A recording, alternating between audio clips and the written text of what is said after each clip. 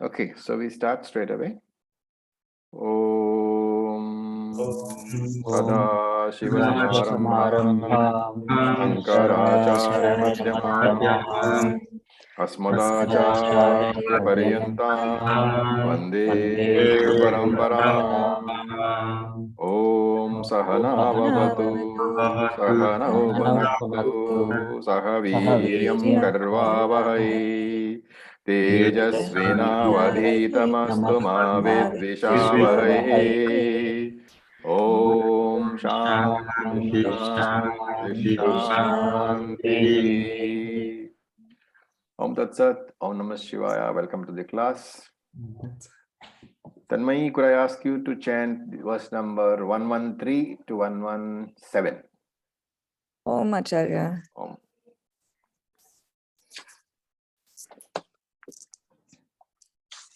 Do we start with the, or we just did the? Oh, we just do Shanti Mantra. Shanti.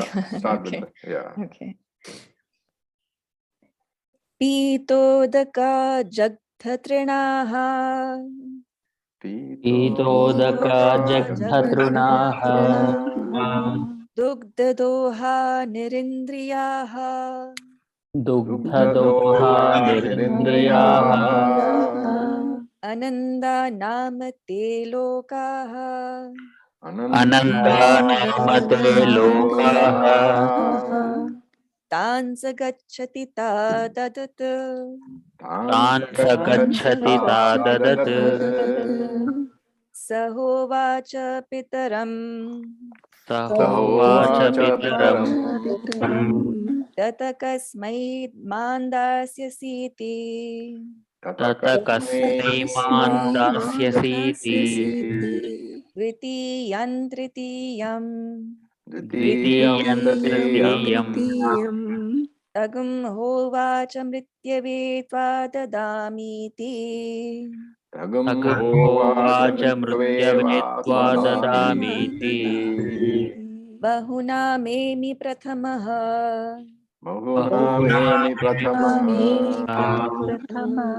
Bahuna memi madhyamaha Bahunamemi Madhyama Kigasvidyamasya kartavyam Kigasvidhamasya Kartavyam Yanmayadya karishyati Yanmayadya Karishyati Anupashya yatha purve Anupashya Purve Pratipashya tatha pare Pratipashya Tatha Pare Sasyamiva martyah pachyate Hasyamiva Madhyam Pachyate Sasyamiva jayate punaha Satyameva Jayate Punaha Vaishvanarav pravishyati Vaishvanava Pravishyati Atitir brahmano gruhan Atitir Brahmano Grahan Tasyaitagam shanting kurvanti Tasyaitāgam Shantim Kurvanti Haravaiva svatodakam Haravaiva Svatodakam. Thank you. Okay. So we are right now on the story, right? So as I said in the earlier class also, the teaching doesn't begin until the middle of the second chapter. So here the background is being given. And when we saw last time that the scene was that his father, Nachiketa's father, was giving dakshina to the priests who were doing the homam, the puja, and Nachiketa was watching the dakshina being given away. So what was he thinking when he was watching?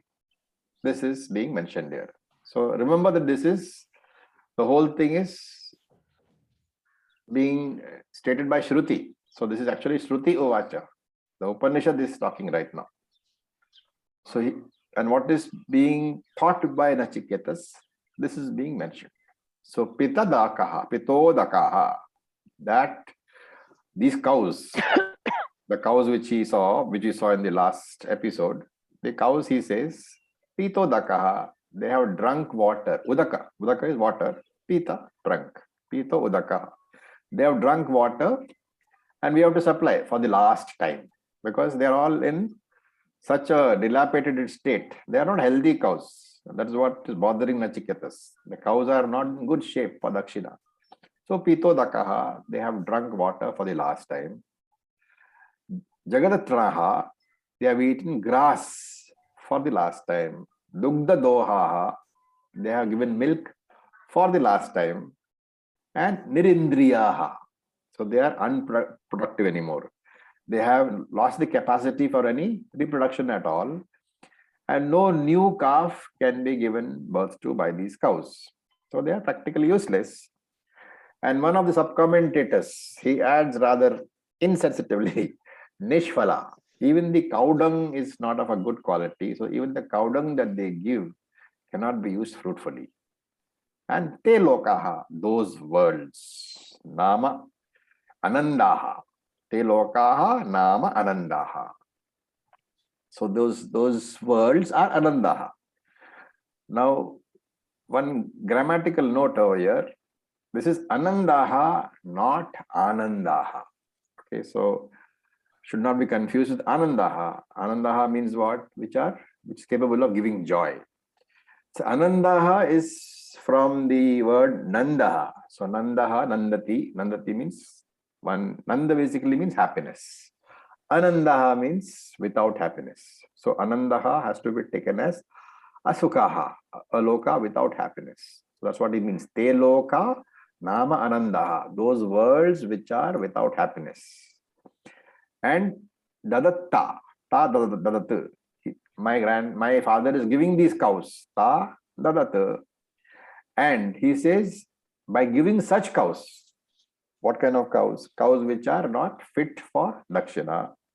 What will happen? Sa gachati. The person who gives, in this case, Yajamana, my father, he will go tan lokan only. He will go to these unhappy worlds only. So this mantra is a description of the way in which Nachiketas is thinking about the cow.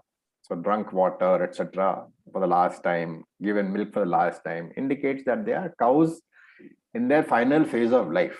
So cows basically in the ICU, on the ventilator. And these kind of cows are not proper for Dakshina. And therefore Nachiketas is thinking that if the Dakshina is improper, then the karma also is improper. And if the karma is improper, then the karma phalam also will be improper. So instead of achieving what he wanted to achieve, which is going to Swarga, right? The whole homam was for the purpose of going to heaven. And since the karma is being, because karma has become not fruitful, it has been vitiated basically because of this improper dakshina, and therefore the karma phalam will also be improper, not what he wants. So he thinks that by doing all this, my father will get the opposite of what he wants. Instead of going to Swarga, he will end up in Naraga, in hell. And remember that we have to remember here to understand the next few verses. You have to remember here that I said in the previous verse that this particular homam, one characteristic of the homam is that all your possessions have to be given. So whatever cows this Nachiketa's father is giving, that is all the possessions that he has. All the cows have been given away as dakshina. And according to Nachiketas, at least, this dakshina is not proper. This unhealthy dakshina will give results not in accordance with what his father desires. And therefore, Nachiketa thinks of a remedial measure. So he's a good son. He doesn't want his father going to hell because of some mistake in the dakshina giving. And therefore, he says, what is his thinking? That all the possessions of my father have to be given away. And my father has one possession left. What is that possession? He himself. He himself. So, because son is also considered the possession of his father. And therefore, he thinks maybe, I should be given away. So that will balance the thing. All the bad positions have been given. Now the good position also should be given away, and that will balance the whole transaction. So in the next verse, Sahovacha Pitaram. Sahovacha Pitaram. To his father, so iti you have to add, to his father, in this manner he said. What? Tat. So this is, the word is tat, basically, but you can see here written tat. So that's what is called chandasic usage, chandasa prayogam, Vedic usage. So the real word is tat, not tat. Tat means something else. Okay, but tat, the word is there. So here the usage is tat. Not his father. Sorry? Tat is father, but I can see on the top, Pitaram Tata. Tata is not father. So he tat, a father. Why is he saying tat? Because the first is Sahovacha Pitaram, to his father he said. The next part is in inverted commas. Tata, tat, a father, O father. Kasmai dasyasi mam. Kasmai mam dasyasi iti, which means, O father, to whom will you give me as dakshina?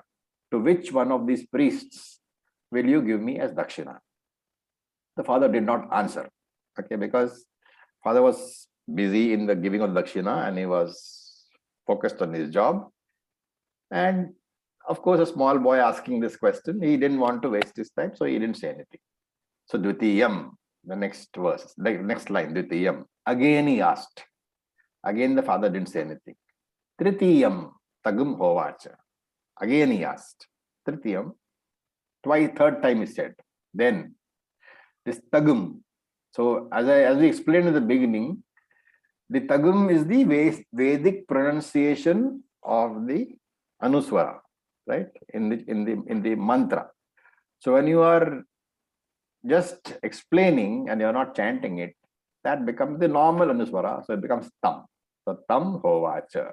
Tam is the father. That father, he said, Mrityave Tva Dadami Iti. He said, I will give you to death, to Lord Yama himself. I will give you to Lord Yama himself, he has said.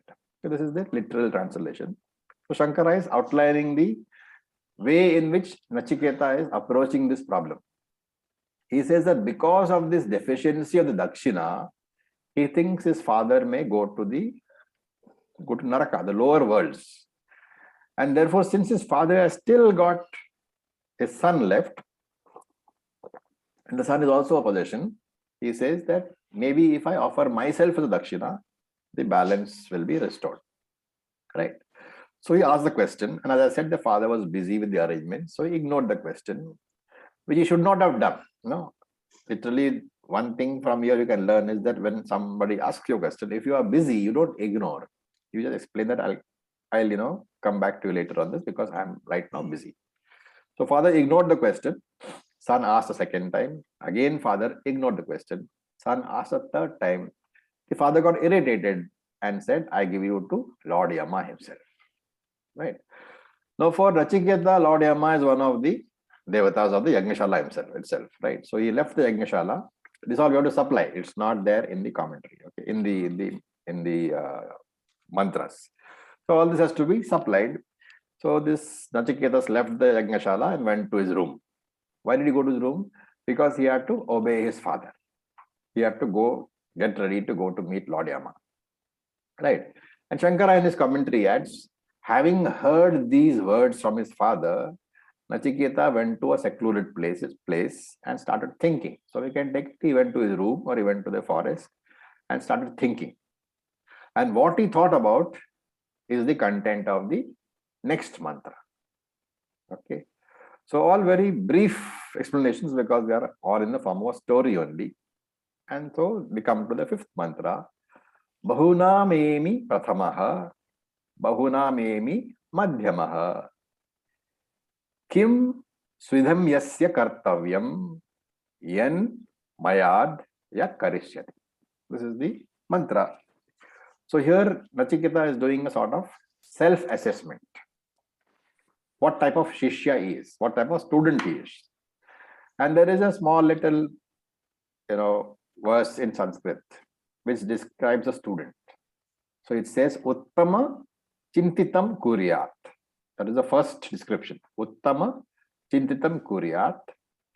The second is Proktaha Karitu Madhyama. So the first pada, Uttama Chintitam Kuryat, describes the Uttama student, the best student.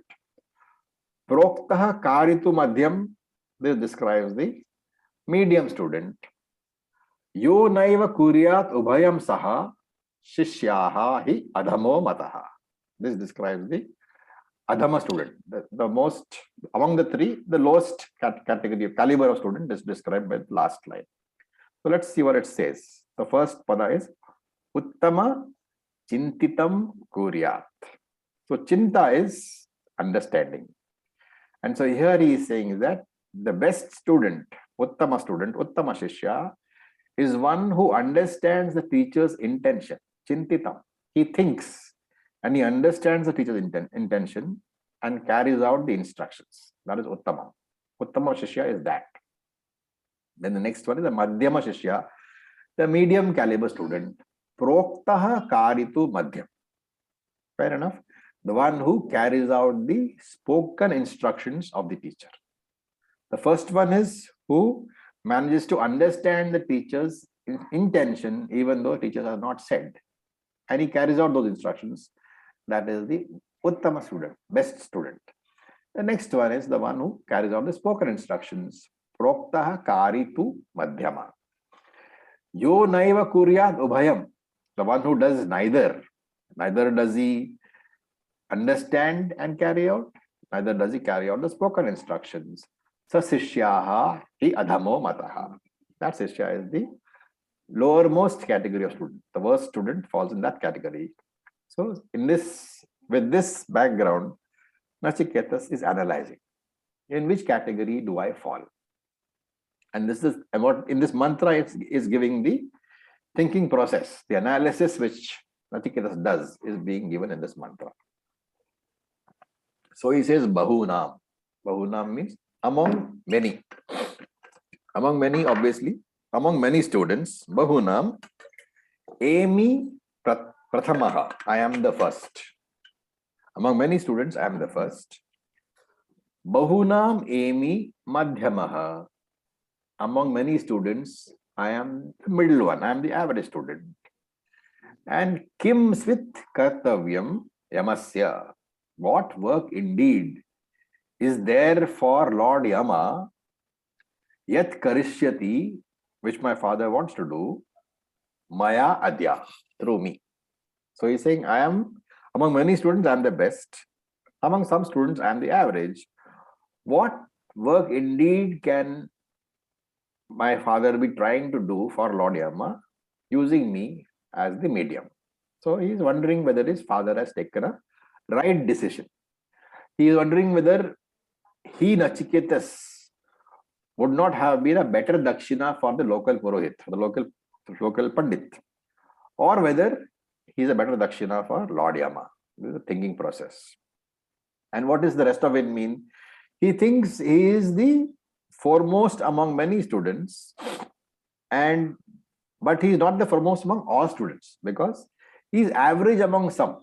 So among some students, he is average. So he is better than some students and average among other students. So he's thinking, I don't understand why is it that my father wants to give me to Lord Yama rather than to the Pandit himself. But anyway, he's an obedient student. So he decides to obey his father and go to Yamaloka. So he packs his bags, takes his laptop and goes to the Yagneshala to say goodbye to his father. Okay. So, and Shankara adds this background to the next mantra by way of introduction. He says that by the time Nachiketas got back to the Yagneshala, the father's anger had worn off. The irritation had worn off. And he was regretting his words. Okay. So he's saying like, what did I say to my son in anger? He was wondering, I should not have said this. Because when you buy a ticket to Lord Yama, usually it's only a one-way ticket. You can't book a return ticket. So he's not very happy with what he has done. And so when Nachiketas walks in, all this we have to supply, okay? His father tries to explain that what I said in anger and I don't really mean it. And therefore, the father decided to call back the words. In Gmail, you have this facility, you can recall a mail in the next 5 minutes or so, but after that, you cannot. So here, obviously, that facility did not exist because the time gap was over, and therefore, his father decided to call back the words, could not. And therefore, to that father who was now grieving because he saw that Nachiketas was firm in his intention of going, to that grieving father, Nachiketas spoke the words in the next mantra. Okay, this is the background. And so, mantra number 6 is regarding that. So he says, Anupashya yatha purve, prathipashya tatha pare, sasyamiva martayaha pachyate, sasyamiva jayate punaha. So, Nachiketas' words to his father, Anupashya, father, see carefully. Yatha purve, how our purve here refers to the previous people, his ancestors. Yatha purve, so see carefully, examine how our ancestors lived. And tatha pratipashya, tatha pare, tatha pratipashya, and apare, also see how others, which means others here means you have to take it in context to the word ancestors. So there is purve and there is apare. Purve means the ancestors. So apare obviously means those who are not the ancestors, which means your present generation, your contemporaries also. So he's saying Anupasya yatha apare, tatha pratipasya apare. Look at the way that our ancestors lived. Also look at the ways that your contemporaries are living. Those who are your friends, who are your fellow Brahmanas, fellow Yajnashala people, how are they living, that you have to see. People of your generation, how they are living, you have to see. And what did he mean? The ancestors as well as the contemporaries were following integrity of thought, word, and deed. All the ancestors were following this, as well as the contemporaries. Their primary value was that what they thought they would say, what they say they would do. And there was a word used for this in the Bhagavad Gita. Do you remember? What is the word for consistency of thought, word, and deed? All senior Gita students.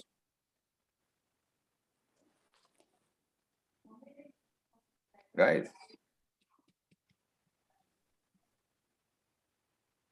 No? Nobody? Okay. It's called Arjavam. Where do you find the word Arjavam? 13, chapter 13. Okay, so that Arjavam means there is a harmony between what you think, what you do, and what you say. So all the ancestors are Arjavam. And then he gives more reasons. He says, Martaya Pachyate. The Pachyate literally means to ripen. Okay. But here it is taken as mature. So Martaya Pachyate, the human beings, he ripens or he matures and then he dies. Eva Sasyam, like a plant. Sasya is a plant. Eva Sasyam, like a plant. And Jayate Punaha is born again. Eva Sasyam, like a plant. So he's saying that, remember, O Father, that every human being, he does not live forever, but he decays and he dies. And according to his karma, he is born again. And he gives the example of a plant which dies and is born again. So here again, Shruti does not give too many details of the story. The Shruti leaves it all to our imagination because it's not relevant to the teaching as such. But we can fill it up. So here you can say that father is asking Nachiketas, why are you going? Nachiketas says, Dad, you only said, I offer you death. Then dad says, I did not mean that. I said, when I was angry, I said that. So you did not go to a Dharmaraja. But Nachiketa points out to his father that violating his words is not worthy of a person of his stature. So Vakya Paripalanam, that is the word we use. The importance of carrying out sticking to your word. When you say something, you have to do it. And this is being described in this mantra, and he's appealing to his father's honor. Okay. The same argument, that appeal to the honor, where did you come across this earlier? Not in the Upanishad. In Bhagavad Gita, where was that?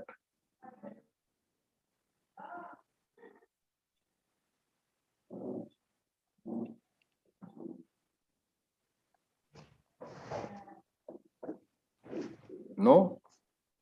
In Bhagavad Gita, where did you come across an appeal to honor being made? When Krishna in chapter 2 talks to Arjun that from the Lokik point of view, if you will not fight the war, then it will be very dishonorable for you. That's right. So, the same appeal to honor was made by Krishna to Arjuna when he wanted to run away from the battlefield. By running away, you will bring shame to family and race. And this is what Nachiketa is telling his father. If you don't follow your word, you will bring shame to our whole family. And Shankara adds a comment here. He is linking the first line of the mantra to the second line of the mantra. It's a very beautiful comment. He says, Mrusha bhutam kritva kashchit ajaramaro na bhavati. Means by violating your words, by violating their words, no one becomes free of old age or free from mortality.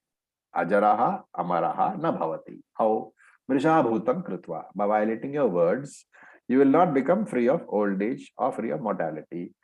And so Nachiketa says, a human being matures and dies in a short period, like a small plant, and will be reborn again. What is the meaning of that? Meaning of that is, for this temporary life of father, you should not sacrifice dharma. Okay. What is the name of his father, incidentally? Do you remember? By now we must have forgotten, but those of you remember. Nachiketas. He had 3 names. Dalaka is one name. Dalaka, Gautam. Gautama one more name. And Vajashravasa. Vajasravasa is one. Vajasravasa now agrees. He says, fine. What you say is okay. Right? Now a question could come. So, Nachiketa starts his journey. Having got his father's permission, he starts his journey to go to Yamaloka, to the land of Lord Yama. And you can ask a question, how can you go? What is the question you should ask?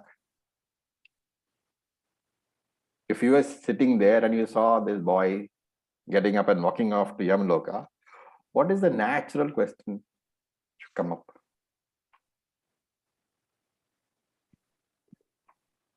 That he needs to wait for his prarabdha to be exhausted before meeting Lord Yama. Can you, reword that question? How can he know when his prarabdha will be over so that he can meet Lord Yama? It's all very close, but you're not getting the right question. What is the right question? Anybody? How is he going How there to with go his to physical body? Yamaloka? How is he going there with his Can't go- physical body? How is he going there with his physical body? Okay, a very clear question is there. Why? How can you go with your physical body? Because to go to Lord Yamaloka, your physical body has to drop. Your prarabdha has to be over, as June said, right? And here he is getting up and walking around. So here one commentator says that because of Pitra Bhakti, because of the devotion to his father, Nachiketas was granted a special power by the gods by which he could travel to Yamaloka in his human body. Okay. And again, Shankara supplies background. And Shankara's comment is extremely important here because otherwise it's very jerky. This whole story is very jerky. It jumps from place to place. So Shankara says that, I won't tell you the Sanskrit part of it, I'll just give the English. Shankara says that, so Nachiketas went to Yama's place, like Lord Yama's palace he went to. And he says, Yame proshite. Yama had gone out. What had Yama gone out for?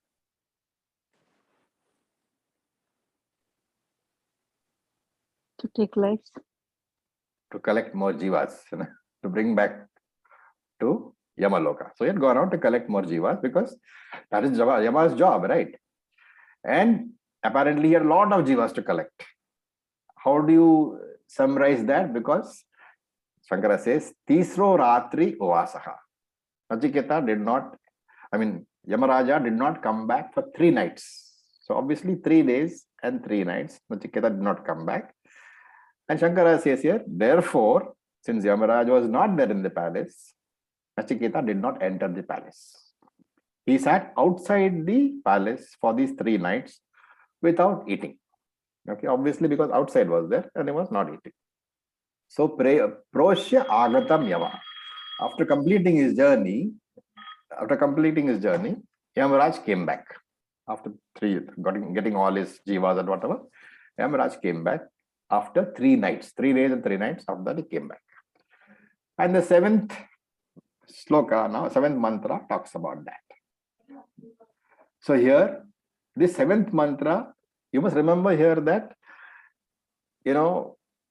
this mantra is now being addressed, because here again, Shruti doesn't say anything. It starts with Vaishvanara, Pravishati, etc., etc. But this is an address being made by the ladies of the house, by Yama's ladies to Yamraj. As he enters the palace, these are the words being spoken to Yamraj by the ladies of the house. Why? Because the ladies are responsible for the looking after a guest, and they're very upset that this guest has sat outside. So he says, Vaishvanaraha. Vaishvanara is the fire god. If you remember from the Bhagavad Gita, Vaishvanara Agni is there, the fire god. Pravishati Grahan, it enters the house. So this is a statement being made by the ladies saying, whenever the fire god enters the house, it is like Brahmanaha Atitihi, a Brahmin guest entering the house. And when that is done, Kuruvanti etam shanti tasya. People make peace offerings to that Lord. Vaivasatva, O Lord Yama, hara udakam. Fetch water immediately. Okay. So if you look at the words, they're very simple. They are just saying that, O Lord, whenever O Lord Yama, whenever a Brahmin enters the house, it's like the fire god entering the house.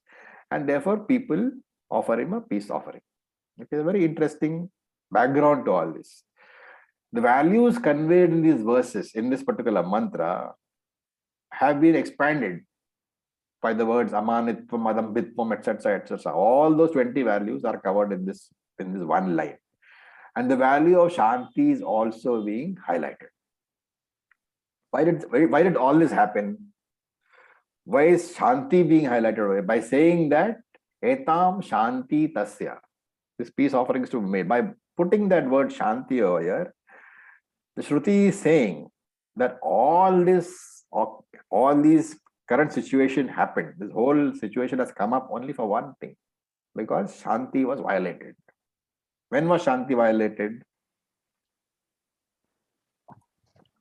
When Vachvasa in his anger said, I give you to Yama god. So, because Vajashrava lost his temper, the whole problem has arisen. So that is what is meant by using the word Shanti over here. So Nachiketa has reached Lord Yama's place and finds that Lord Yama is not there.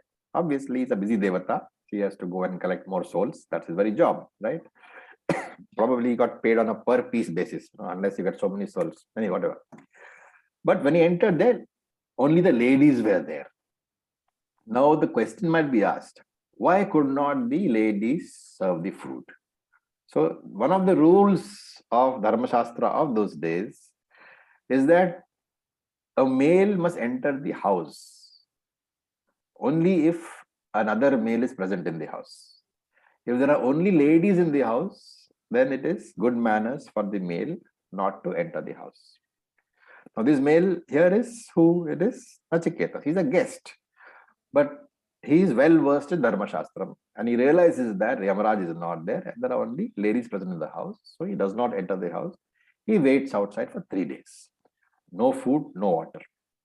We have to supply here that the ladies are also Yamaraj's women folk, right? So they realize, they are also well versed in Dharma Shastra. They realize that this is not good. So we can add here that they actually invited him, but sticking to his Dharma Shastra knowledge, he refused politely and said, I will wait till Yamraj comes back. So basically he sat outside for 3 days and 3 nights without eating anything and without drinking anything, neither food nor water. So Atithi Dharma has been violated. What is Atithi Dharma? Dharma Shastra says that Atithi Devo Bhavaha. Treat the guest like the Lord. And a very interesting, definition for Atithi.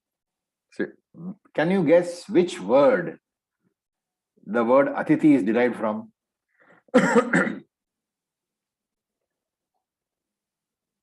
Tithi, It's derived from Tithi. What does Tithi mean? time, date, Date. unannounced here. Tithi means one day. Okay. So the definition is na vidyate dvitiya tithihi yasya saha iti atithihi. The one who does not stay for a second day, he is a guest. So why is this so? Because in the old days, there were no restaurants, right?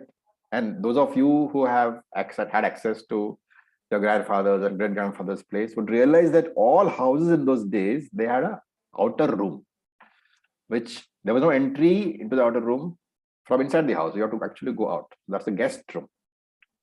And those days, this room was there for anybody traveling. You don't have hotels and restaurants. And therefore, every house normally made some extra food every day. So any traveler who asked for shelter, he was supposed to be given shelter. That is the dharma of the grahastha. It is the duty of the grahastha to give shelter to whichever traveler asked. So the traveler was put up in the outer room. He was served food and water. So this is the dharma of the grahastha. And the dharma of the atithi is what? Of the guest is what? That he should stay only for that one night. Because he's traveling throughout the day. He arrives in the night. He refreshes himself, has food and drink, and starts out next morning. That is why na vidyate dvitiya titihi. That person who does not see another day in that house. That is the definition of atithi, a beautiful definition. Okay. Of course, nowadays you can't use that, right? You can't just ask. World has changed. So honor has become much less useful. And therefore, if you do that, you are asking for trouble. So it's no longer relevant. It was relevant in those days. And therefore, the refusal by Nachiketa to enter the house and have food and water resulted in violation of Atithi Dharma. The guest Dharma was violated. And therefore, the ladies of the house are very disturbed. And therefore, the seventh mantra. Ladies are talking to Lord Yama, who has come back. So he says, Brahmanaha Atithi Graham Pravishati. This Brahmanaha, this learned Brahmana. Brahmana means one who is walking on the path of Brahman, one who is educated in the scriptures, in the Shastra. That person, Graham Pravishati, has entered the house. As a Atithi, he is to be honored. And as a Brahmana, he deserves honor also. And they say, Vaishvanaraha Pravishati. It is like the fire god entering your house. What is the significance of the fire god entering your house? It can either purify everything or it can either destroy everything. Well, what are you supposed to be doing when the fire god enters the house? Eat. Offer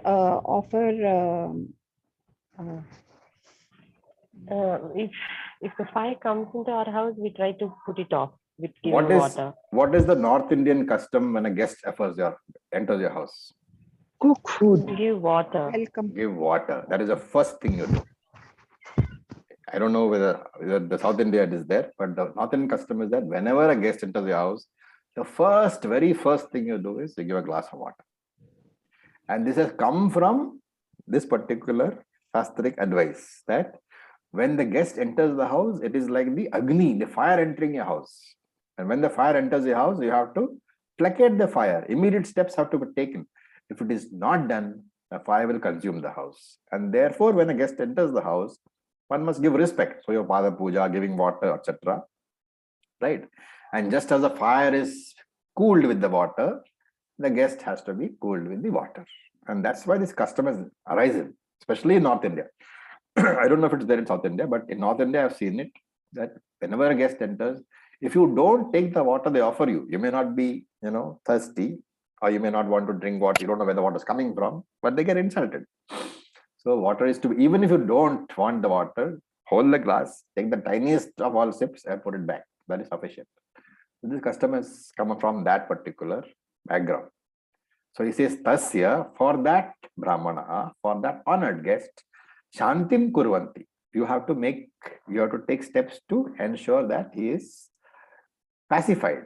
And that is by offering drinking water and food, etc. And that for 3 nights we have not been able to do because the guest has refused. Therefore, hey Vaivasvata, O Lord Yama. And why is this particular name Vaivasvata? Because the word comes from Vivaswan. Who is Vivaswan? Vivaswan, the name you have come across earlier in the Bhagavad Gita. Who is Vivaswan?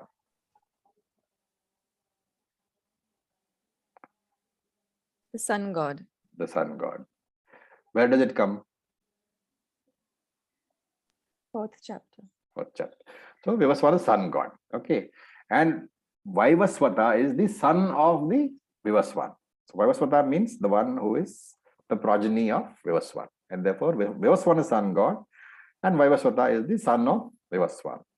Who is Vaivasvata? It is Lord Yama. And that's another interesting connection. In the sun god, Vivaswan. Vivaha means energy.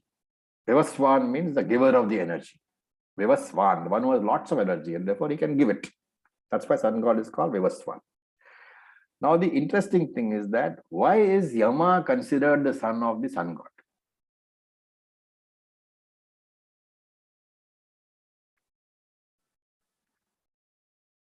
Anybody? This is all bananam. How is Yama said to be the son of Surya? It's just a guess, Acharya-ji, but sun god, like, it destroys ignorance. So Yama also takes away all the. Well, good try, but no. Anybody else? Maybe because if there is no death, there could be no life, and the sun is a provider of life, so that's why. No. What does Yama represent? There is another name for Yama. Time. Time. Kalaha. Right? Now tell me, if Yama represents Kalaha, what is the connection between Kalaha and the sun?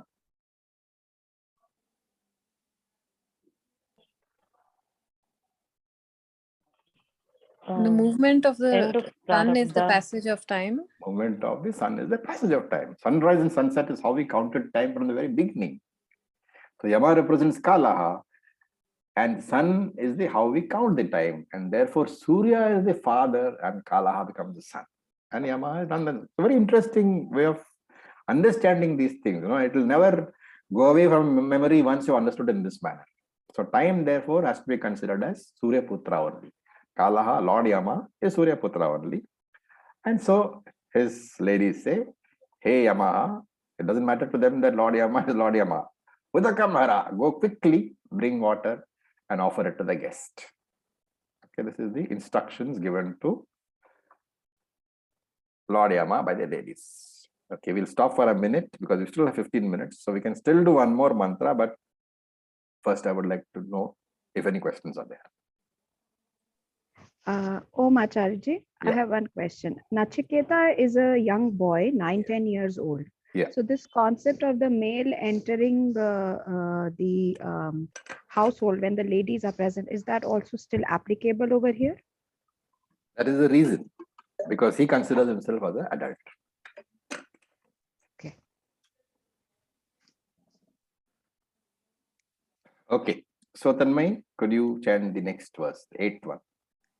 Oh, Acharya, before I do that, it's a very silly question, but again, we're supposed to kind of take these details of the story for story's sake, right? Because For once the again, story's sake, it is Arthavada only. yeah. Okay. Because for the because story. again, I mean, it beats logic, right? Because he's gone to another loka, so their food and water might not nourish his body anyway. Yeah, all that logic you can't take. Okay. It's only Okay. Arthavada. Okay. Yeah. Okay. Asha pratikshe sangatagam sunrutancha.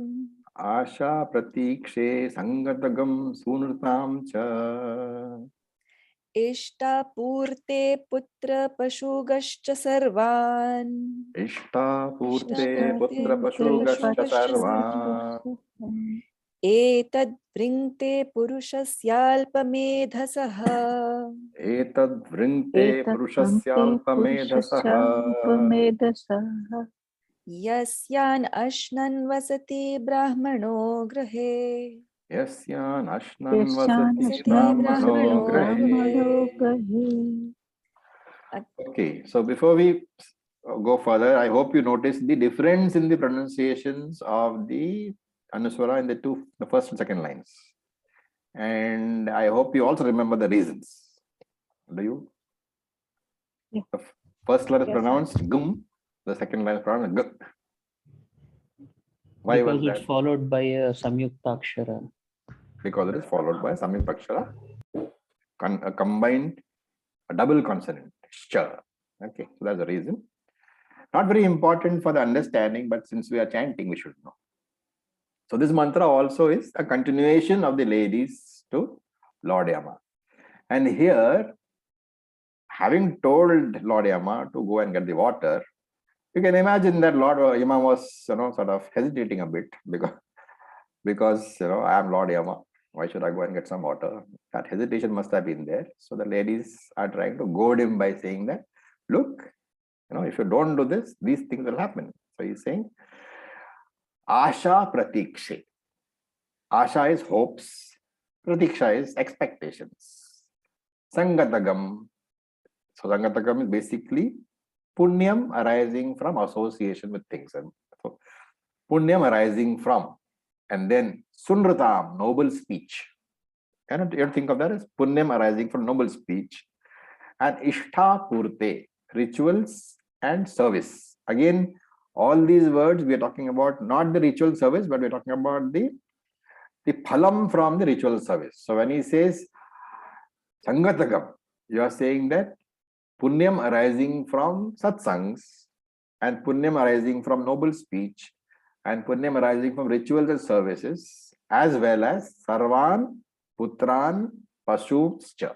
Sarvan, all, putra is children, pashum is cattle. Sarvan, putran, pashumscha, brahmanaha vrinte. So vrinte means destroys. We say the Brahmin can destroy all this. And all this belongs to whom? Alpameda Purushasya, belonging to the unintelligent person.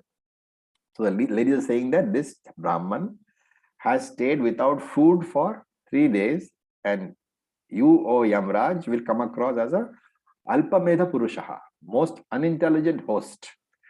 If he stays, Vasati Ashnan. If he stays, Ashnan, Anashnan, without eating or drinking. So he says, Yasya Grahe Brahmana Vasati Anashnan. Supposing the Brahmin goes, the Brahmana guest stays in your house without being honored or properly respected and without taking food and drink, etad vrindate. That is basically pratyavaya papam. You remember pratyavaya papam, right? What is pratyavaya papam? Papam arising out of things you're supposed to do, but Not doing what you're supposed to do. not doing what you're supposed to do. So pratyavaya papam is arising out of omissions, not out of commissions. So not doing this duty of having provided food and drink to that guest of ours, etad, that Brahman, or that etad here can refer to the pratyavaya papam arising out of that omission, will vrinte, adversity effect, will destroy all the punyams of the host, of the unintelligent host. And all the other words are a description of that punyam. Asha pratikshe, all hopes and expectations for the future. Sangatam vrinite, all punyam from all the satsangs that you have done. Smrutam vrinite, all your holy words, all your mangala vakyams, all the noble speech which you have done, all the punyams arising from that will also be destroyed. And therefore, also ishtha purte, rituals and services, punyams from them. So ishtam means basically all punyam born from shastric rituals. So Ishtam is derived from the root yaj, which means yagaha. So all punyam born from yagaha is Ishtam. And purte is all punyam born from charitable activities like building hospitals, schools, social service activities, all these things. So he says all these will be destroyed because of the pratyavaya papam arising out of not having looked after the guest properly. Not only that, sarvan putran pashun vrunadecha. It will harm the children and the cattle also, and it will harm not only directly because of the example being set by you and us, the parents. Our children will also learn the same activity, same sort of discipline or indiscipline, and for them also it is going to be very, very harmful. Therefore, the message being given is, hey Yamaraja, please get up, rush and give water to the guest. And once you give him to the guest and you welcome him inside, we will honor him as he deserves to be honored. Okay, so Yamaraja then takes water and goes to Nachiketa. And the next 9th verse onwards, he describes, is a description of what Yamaraja is telling Nachiketas. So with this, we'll stop here. Any questions we can talk about, or we can close also. There's not sufficient time for the 9th verse, otherwise I'll complete that also. As you can see, there's nothing very profound being discussed. It's basically a story only. So we are going verse to verse very quickly. There's no philosophy being discussed at all. Acharya. Yeah. What was the name of this type of papam for avoiding your duty? It's called pratyavaya papam. Pratyavaya papam is papam which arises because you don't do what you are supposed to do. It's a sin of omission, not of commission.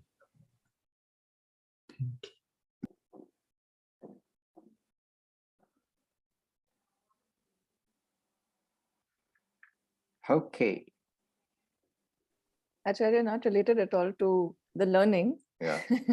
but just out of interest.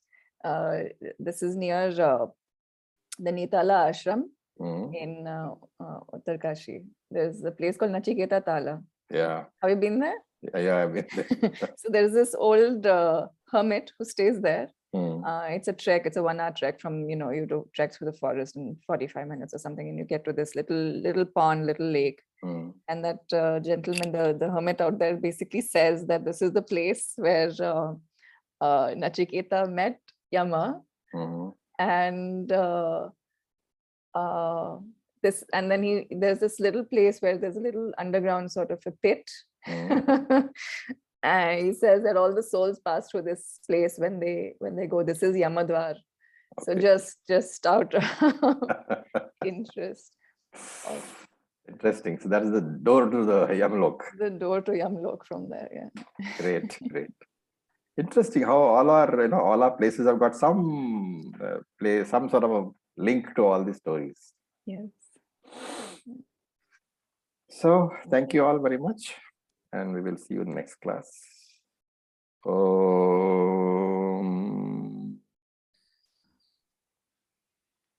Somebody wants to start the closing prayer? No? Anybody remember the closing prayer, what it is? Purnam? Okay, looks like I'll do it myself. Om Purnamadav Purnamidam Purnat Purnamudachyate Purnasya Purnamadaya Purnam Eva Vashishyate. Om Shanti Shanti Shanti. Om Tat Sat. Om Namah Shivaya. Thank you for your patience. Thank you so much, Acharya. Acharya. Om.